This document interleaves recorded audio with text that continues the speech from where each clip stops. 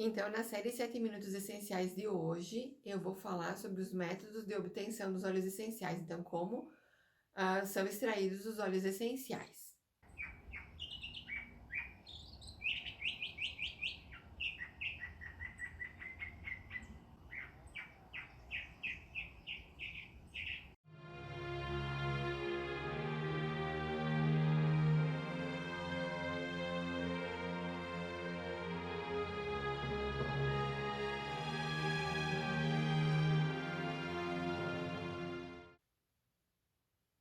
Então, vou falar de dois métodos principais que são os que a maioria dos óleos essenciais são obtidos, que é a destilação por arrasto e a vapor e a prensagem a frio das cascas. No caso, a prensagem a frio, ela é utilizada para os cítricos, né? Laranja, limão, os cítricos que os óleos essenciais são extraídos das cascas, então é por prensagem.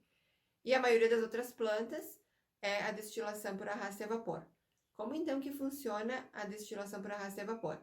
Então, a planta coletada, seja a raiz, se for o caso da raiz, o rizoma, se for as folhas, né? Então, a parte da planta que o óleo essencial é extraído é colocado numa dorna, né? A gente chama de dorna, ou num recipiente. Então, assim, nós temos diversos tipos de tamanhos, né, de destiladores. Então, tem destiladores com grandes capacidades e destiladores menores. Então, assim, dependendo o destilador, a gente vai ter a capacidade desse recipiente de colocar as folhas, que se chama de dorna.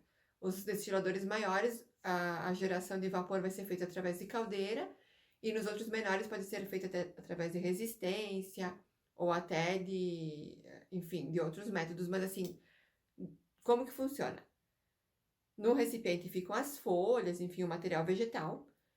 Tem a água que vai esquentar para gerar o vapor, então, que não vai estar em contato com as plantas, né? Mas então, o que vai acontecer? Essa água vai esquentar, quando ela chega na temperatura de evaporar, ela vai gerar o vapor então vai passar através das plantas, pelo meio dessa planta, né? Desse material vegetal, vai conseguir então abrir essas estruturas que contêm as moléculas aromáticas e vai arrastar, por isso que se chama arrasto a vapor, então o vapor vai arrastar essas moléculas aromáticas. Então, esse vapor vai arrastar as moléculas aromáticas, vai então passar num condensador, que é para depois ele se transformar novamente em líquido. Então, ali no condensador, a gente vai ter a circulação de água fria, né, para resfriar esse vapor que está passando por ali, e vai cair num recipiente, então, o líquido, que vai ser o hidrolato com o óleo essencial.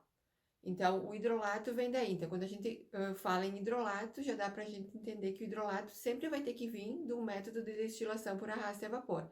O hidrolato, então, ele é bem mais suave, mas ele contém geralmente as moléculas do óleo essencial que são hidrossolúveis, porque a gente sabe que os óleos essenciais são lipossolúveis, eles só são solúveis em gorduras, não em água.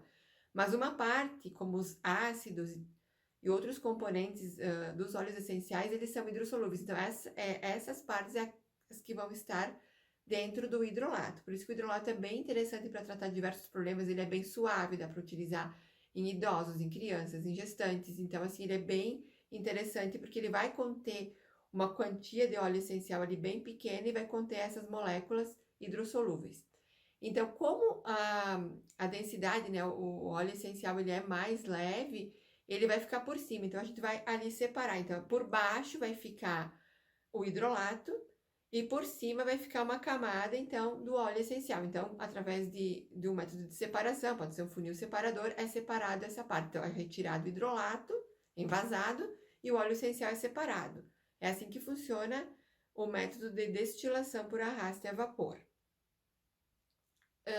O outro método que a gente tem também é o método por prensagem a frio, que é o que eu falei antes. Então, geralmente, as frutas cítricas, por exemplo, limão siciliano, laranja, bergamota, todas essas grapefruit, mandarina, tangerina, enfim, essas frutas todas, o óleo essencial é extraído da casca delas. Então, como que é feito? É prensado a frio. Então, geralmente, esses óleos essenciais são mais baratos porque quem extrai eles são as indústrias que já produzem o suco. A bergamota que seria uma exceção, porque a bergamota ela é produzida quase que principalmente para extração de óleo essencial. Mas a laranja, por exemplo, que é um dos óleos mais baratos, é a indústria da laranja mesmo que processa esse óleo essencial. Então, eles vão retirar o suco da parte que que tem que retirar, e as cascas vão ser prensadas, então, a frio, né? São prensadas, vai sair lá um líquido que vai ter também a mesma coisa, um líquido que é um pouco de suco ainda que contém na casca, e o óleo essencial que vai ficar por cima e vai ser separado do mesmo jeito.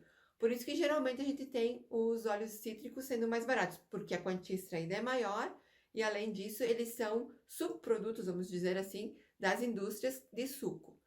Também o arraste a vapor, a gente sabe que tem plantas, o que diferencia muito o preço é que tem plantas que tem muito mais óleo essencial dentro da planta do que outras. Algumas têm, pode ter de 0,1% a 1%. Então, por exemplo, as rosas, a gente sabe que tem que ter toneladas de pétalas de rosa para a gente poder extrair óleo essencial, um pouquinho de óleo essencial. Então, assim, esses óleos essenciais que são mais caros são aqueles que a gente extrai muito pouco óleo essencial de muita planta.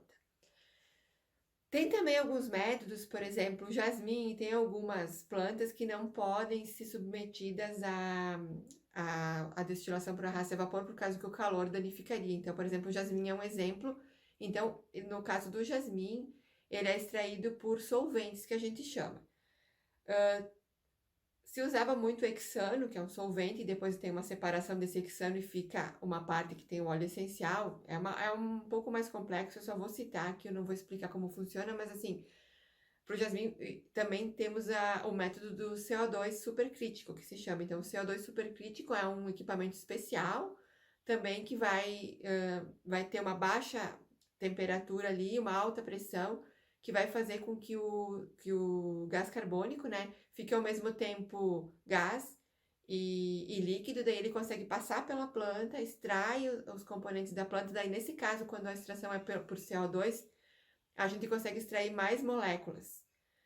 Porque, assim, a extração por arrasto a vapor, ela consegue levar moléculas mais leves, que são as moléculas geralmente que têm 15 carbonos, que seriam os sesquiterpenos que têm 15 carbonos, e os monoterpenos, que são moléculas que têm 10 carbonos. Então, assim, a gente tem, geralmente, essas moléculas aí sendo arrastadas, e os álcoois, e fenóis, e éteres, e ésteres, que são tudo moléculas com menos de 15 carbonos.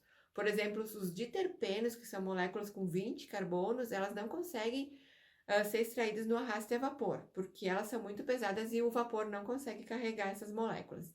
Então, quando a gente faz uma extração através do CO2, ele consegue extrair mais moléculas, então, inclusive essas moléculas mais pesadas. Então, por isso que às vezes os óleos essenciais, por essa extração de CO2, supercríticos, eles contêm uma composição diferente dos que são extraídos por arraste a vapor, mesmo que seja da mesma planta. Então, depois que o CO2 passa pela planta, ele vai extrair, então, esses componentes e também ele vai se transformar em gás e ele é separado. Então, o óleo essencial é separado, é um concreto que fica, né? Que a gente diz que depois, então, eles conseguem colocar álcool ali e separar o que é o óleo essencial do que não é. Enfim, bem resumido, né? Essa parte do CO2, mas é só para dizer que também tem esse método de extração. Então, das extrações de óleos essenciais, basicamente era isso. Qualquer dúvida eu estou à disposição. Muito obrigada!